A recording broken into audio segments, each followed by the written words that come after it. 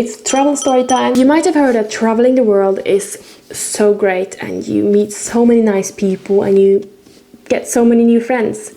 I felt super lonely when I was traveling in Australia, and this is why. I first spent 6 weeks in the same place and it was great. I got so many friends and I was just having such a good time. Stupid me, already booked the tickets to my next trip before I left for Australia, so I had a tight schedule. I was gonna stay 6 weeks in Cairns before I wanted to see the rest of Australia, really.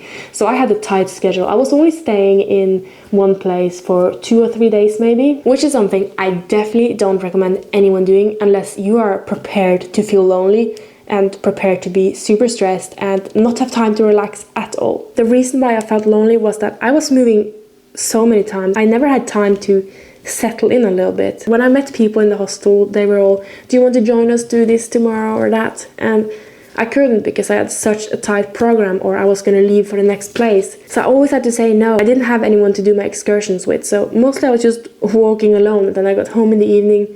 Everyone else were already out partying from the hostel, so it was just completely empty and quiet in the hostel room. I went to bed, woke up, everyone was still sleeping and hungover, and I went out, didn't talk to anyone, and it just continued like that. So I felt super lonely.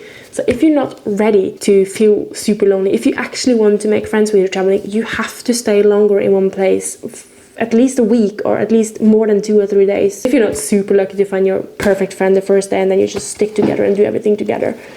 But for everyone else, you need to spend more time in one place or you're going to feel the same, probably. If you've ever felt lonely when traveling, please let me know. I'm not the only one.